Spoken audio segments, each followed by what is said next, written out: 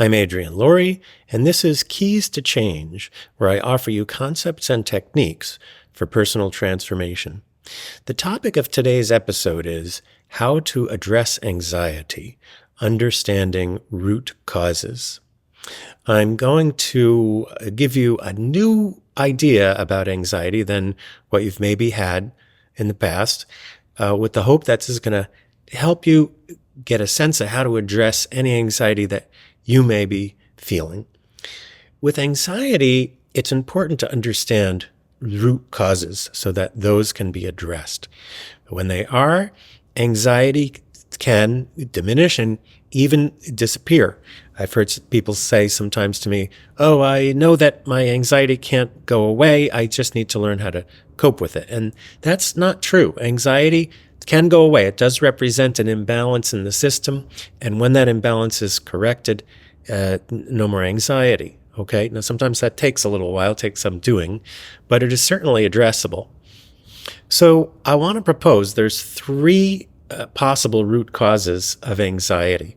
And one way to think about it is the cause can be in the past, in the present, or in the future. Okay. Anxiety represents something that needs to be done. It represents blocked action. That's why with anxiety, you get this kind of like often a kind of fidgetiness. There's an energy to it because it's trying to get action to happen, and there's an action that's blocked. It's not happening. When that action takes place, the anxiety goes down. So one of the possible causes of anxiety can be in the past. And I'm referring to unhealed wounds from the past, or trauma, if you will. Now, we know that this is a cause of anxiety because when we treat trauma, when there's trauma there and it's treated, anxiety goes down, you see. So if you think you've got some unhealed wounds from your past, that may be part of what's causing the anxiety, it's something getting stimulated from the past, then healing may be necessary, right? There are some ways that you can do self-healing, and some techniques people find pretty effective.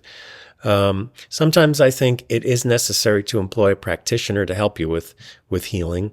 And there's lots of practitioners that specialize in healing trauma, addressing trauma by various therapeutic means, which you can explore and look into. I'll leave that to you.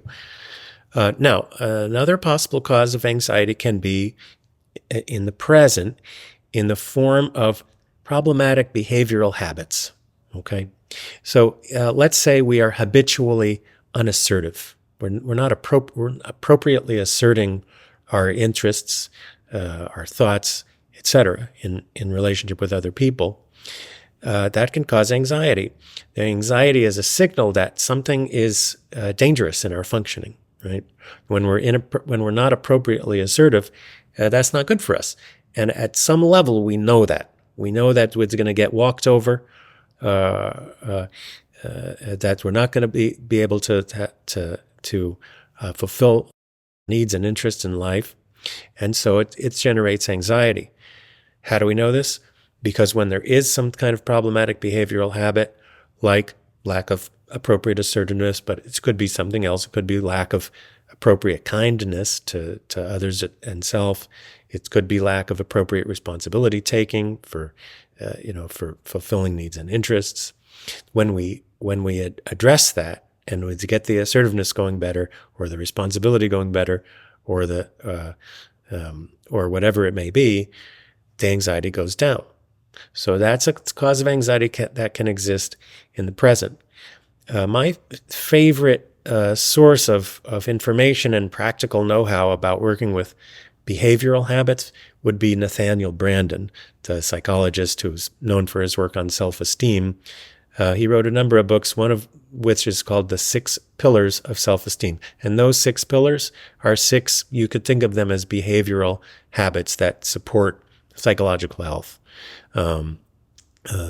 So I would look there if you feel like this might be relevant to you, the behavioral habits as related to anxiety that you may experience. That's where I would go for both information and also practical technique for dealing with these issues, which he offers both in 6 Pillars of Self-Esteem and in other books that he wrote, like how to raise your self-esteem is a good one for exercises for for improving some of these behaviors. Okay, now the third possible source of anxiety, like I said, can be in the future. We can think of it that way. What I'm referring to is anxiety can stem from neglected goals in life areas. So, for example, let's say you have someone, they're interested in having a romantic partner and they're single, but they're doing nothing about dating or finding dating partners. They're taking no action on that. They're not thinking about it. It's just being neglected. And meanwhile, there's anxiety. And if you can help that person identify what's being neglected and then get conscious about it, begin to take action, the anxiety goes down, right? So, with this in mind, with anxiety, I like to work with a list. You go down the list and you see, am I neglecting any of these areas? And the list I like, I gave it in a previous podcast episode, but I'll give it to you here again. Body, family, work, play, friendship, mind, spirit, and economics. So that's kind of a list of life areas. You go through that list and you ask yourself, am I neglecting any of these areas? Are there any of these areas that I'm not thinking about it? I'm not doing anything about it. It's just gone off my radar. Put a check mark by those and then focus on each one and say, if I were to bring more consciousness to this area, what would that be like? What needs to be done in this area? Begin to take the actions, that are relevant there. And you might see your anxiety go down. Again, that's how we know that can be a source of anxiety, because when these things are addressed, when we start taking action on the things we've been neglecting, the anxiety goes down. Okay? So, to review, 3 possible sources of anxiety in the past, present, or future. In the past, it can be unhealed wounds from the past, in which case there's healing needed. In the present, it can be problematic behavioral habits, in which case it's got to work on behavior change. Nathaniel Branden being a good resource for that.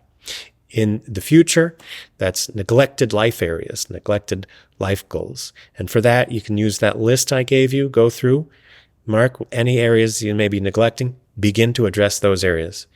Okay? And that's a way to understand root causes of anxiety and to work with anxiety.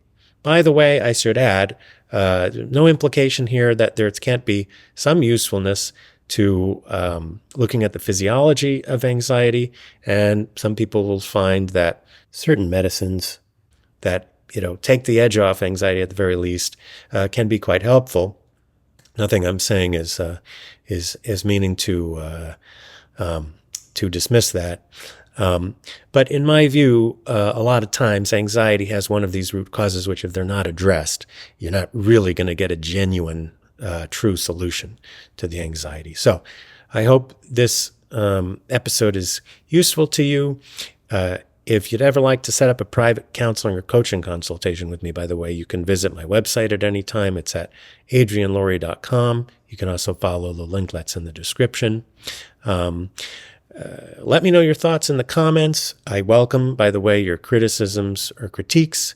And thank you for listening.